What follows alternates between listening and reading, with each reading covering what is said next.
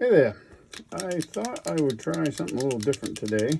I got asked about if I had any videos on how I paint miniatures, which, to be honest with you, I never really felt I was qualified to do videos on showing people how to paint, but it's been asked, and I'll try to do my best. So what I'm going to do is I'm going to prep this miniature here. This is Reaper Miniatures War Mammoth. That I'm painting up for a client. I actually have two of them I got to paint, but I'll show you how I prep this miniature for paint. So one of the things I'll start right off saying is this is a way to do it. It's not the way to do it, right? So if you have a different method that works great for you, awesome. Share it, because I'm not above learning something new by any stretch of the imagination. Always trying to learn something new with my painting. So what I'm going to do, and you can find about 8 billion videos on the YouTube about this method, but I use this because I use a lot of speed paints, and then depending on what I'm doing with the miniature, I will go back over it with regular paint and highlight it. But this is just a prep stage. So what I'm going to do is a series of dry brushing. And I'm starting off with a gray. I'm starting off with this gray here from Army Painter. You can use any darker gray, but that's the one I have, and it's worked pretty good.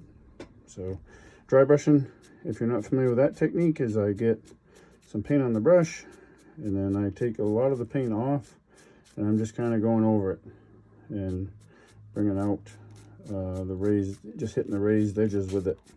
And what I'm going to do is I'm going to do this a few times, going lighter each time. And with the speed paints, this is just one, like, again, this is a way to do it, not the way. You can do different colors, like you don't have to do gray. If this camera doesn't fall over, it's going to be a miracle, because this is a very non-professional setup I got going on here. You can use different colors to do this stage, depending on what you want to do. I usually use like the gray. I'll prime in black, and then just go over it with the gray. But you don't have to use these colors. You could do something different too. Maybe you were going for a different tone, or you're painting something different. You could put the tones underneath. I've done reds and yellows and stuff like that before. Whoa. So hopefully catching this on camera.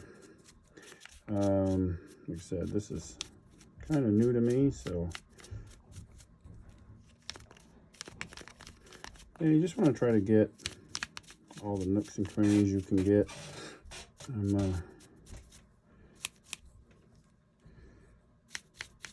Oops. Hard part's keeping it in focus or in camera. Usually don't have to pay attention to anything like that. So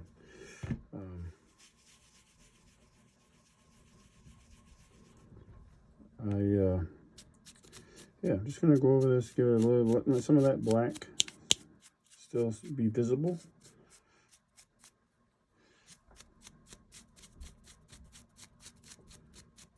And what you're going to do is you're going to keep doing this until you get it covered. And then you're going to get the next color, which we'll do in a second. But it's a bigger model, so it's like, I want to make sure I get everything.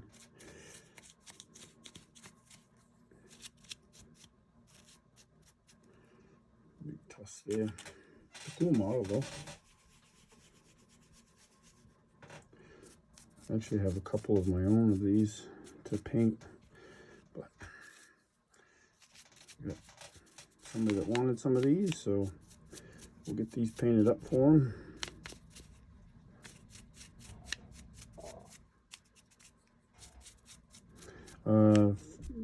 So like I said, I'm not I don't have like a preference on all my paints. I use a bunch of different stuff. I got speed paints, contrast paints, regular paints by Reaper, Games Workshop. Just started getting some Pro Acryl stuff. That stuff is pretty cool. I like it.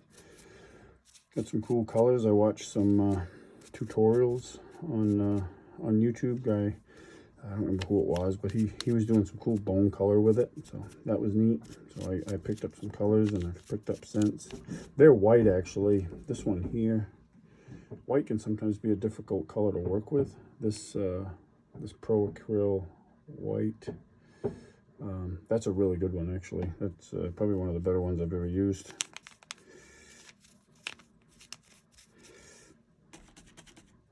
White can sometimes go on pretty chalky if you're not careful, so that one doesn't seem to do that at all. It's really good. Let's see if I can get in there. So this is a good stage here because you don't have to be super careful, other than I don't want to get too much on at one time. I just want to get, so I'm leaving some of that black showing through. Like I said, we're going to go over this a few times before we're done.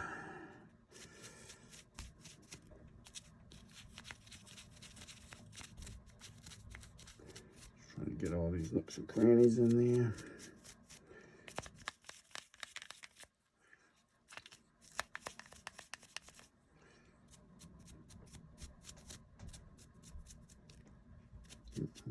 Spot there. Spot there. And even if you miss a little bit of a spot here, you're going to be doing several more highlights of this, so you can catch up with it.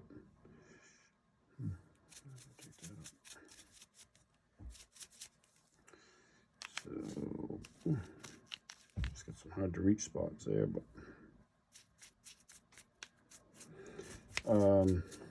oh, again, like, I'm not a slave to any one brand or anything. And for brushes, this thing's a makeup brush I got from the local dollar store right up the street from my house.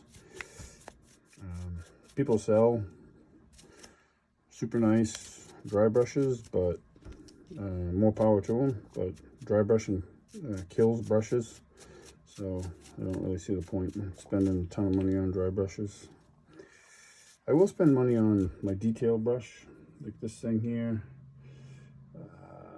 I don't remember the brand of it. I got it off Amazon, but I've used a couple of them and they work pretty good. I spend money on that one. That one's expensive. The only reason I bought the second one was because I got careless with my first one and I either left paint on it or it got too close to some super glue and it killed my killed my tip. So, all right, so that's the one color, right? So, and then we're gonna grab another gray, a lighter gray, and yeah, we'll try this one. So this is a Reaper gray. You can see that it's a little bit, oops, stuff collapsing here. It's a little bit lighter than this one. Some people don't do this step, like they'll just go right to white, which is what we're gonna go to after this. But I kind of like doing it because it just gives you a little bit more gradient, I guess. If that's the right color, right word. May not be, but I just like to do this step. Whoa, yeah, my tripod is not really living up to the task. You know, a little bit. See on this right here, a little bit too much paint for me. Thing to remember with paint is it's easy to add more paint. It's harder to take it off. So if I have to go over something a few times, that's fine. Opposed to having to re-prep this thing because I overdid it with the paint. But you're just hitting this thing with the multiple passes. But yeah, always err on the side of caution when you're dry brushing. So if you think you've brushed all the paint you need to off your brush a little bit more off, because you probably haven't. At least that's been my experience.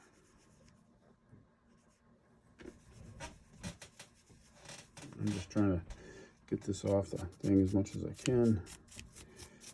But you can already see, like looking at it, how you're seeing different shades. And I'll probably do a video, a second part to this, where I start applying like the speed or contrast paints or whatever I use. I got an idea on how I'm going to paint this. I will be adding a base to this per the client's request, which is a good idea, I think, because it'll help protect it some too, and it'll add to it. But I had to order those because it didn't come with bases, so because it will stand on its own. So if you're in the market for one, just be advised it does not come with a base, but it doesn't need one to stand up. Let's get it in the spot here. Yeah, see this area here is a little wonky. I also see a little bit of a mold line in here I missed, so I'm gonna have to go back over that. Just scrape that off. I hate mold lines, and no matter what you do with a mold line, it will never look good other than taking it off. So take the time to get rid of them all. And you can use files, although on these miniatures I find these Reaper miniatures with their bones material, I don't like files as much because I don't know, it just seems, it doesn't, I haven't had good luck with doing it with files. So I usually take an X-Acto blade and slice them off. Sometimes you can scrape them off. On true plastic miniatures, you can scrape the mold lines off, no problem. The Reaper bone stuff, yeah, that doesn't always work very well. So sometimes you just got to slice them off. You just got to be careful that the you don't bite too deep with the blade, because that can happen accidentally. Some of this stuff, like I'm fussing with the undercarriage here, but once it's on a base, you're not going to really see the undercarriage. If you have a player that lifts up your miniature to look underneath it, you probably should kill that player's character and teach him a lesson. But yeah, so that's the second stage, like that. Just a little bit. See, a little bit more right there. Boom. And then now we're going to switch to that white. And I have a bunch of different whites. I probably shouldn't use my Pro Acryl because I think it's a little bit more expensive, but I have a bunch of other stuff. So we got, this is actually a foggy gray from Reaper. So we'll try that one. Try that one next, and then it will be ready. And what I'll do is I'll do this one next, and then I'm going to let it sit. Don't be impatient. That's me. I'm impatient. So sometimes what happens is I don't let I have in the past not let them sit long enough for this paint to really dry. And the contrast paint, if you're using regular paint, no problem. But the contrast paint, what can happen if you do that is it can either reactivate or it just creates like a runny mess. So you want to avoid that at all costs. So let it sit for a little bit. You don't have to let it sit long because like you're dry brushing, so it's not a super heavy coat that's going on, but you want to give it a little bit of time to sit and dry. Then you can have that. And the thing with using the speed paints or the contrast paints, all the major companies now make something, you know, like a version. Like Games Workshop has contrast paints, Army Painter has speed paints. They all have something. The nice thing about them is if you're new to painting, and you're looking to just put stuff on your gaming table, right? Like you can get a lot done really quickly once you get the hang of it really quickly, and they'll look pretty darn good. And for a gaming table for your buddies or something, you know, or a game store, they'll be fine. I've painted a lot of stuff and I get a lot of compliments on stuff, which I appreciate. But a lot of it is, you know, just using the speed paints. And then I might, depending on if I really, you know, I want to put the extra effort into the miniature, like I will with this one, because it's for a client, I'll go back over and do some paint highlights, but you don't even have to do that. Like if you're just looking to put stuff on your table to game with, this stuff it's pretty simple. Like this is usually the longest part of the process is just prepping it. And it's not hard. I mean, you're literally dry brushing. It's one of the easiest techniques in the world once you get the hang of it. It can be tricky if you don't adhere to, you know, not getting a ton of paint on it at once. Like I said, you can always add more. You can't take it off though. Well, you can, but it's a pain in the butt. So, but that's about it. Like, that looks pretty good. I got a couple, some of the small spots. Like, sometimes with the dry brushing, you may have to get a couple different brushes. I'm just using one, but this thing cost me $1, so I don't really care about it. And I know I'm going to destroy a dry brush anyway. But sometimes you need to get into different, like, little nooks and crannies. And this is a bigger brush because it's a bigger model. But you might need a couple different sizes to get in the hard to reach spots. But yeah, that's it. So yeah, that is the War Mammoth prepped for painting, which I'm going to start doing a little bit later today after this has had time to dry a little bit. Like I said, and I'm talking like minutes. We're not talking an afternoon. Like, this thing will be ready to throw speed paints on very shortly. But yeah, that's where we're at. If you have any questions, suggestions,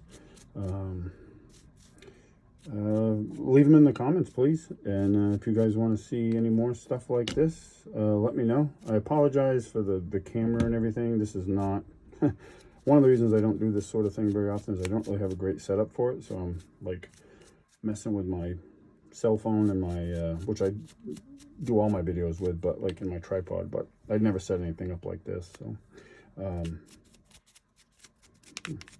some armored skull things on its legs. Pretty badass, actually. I don't know what the concept is behind this thing, but some tribe, you could have like a tribe of orcs or somebody using this thing, like I said. So yeah, that's it right there. Any questions, please leave them in the comments, and thank you all for watching. Catch you at the next one.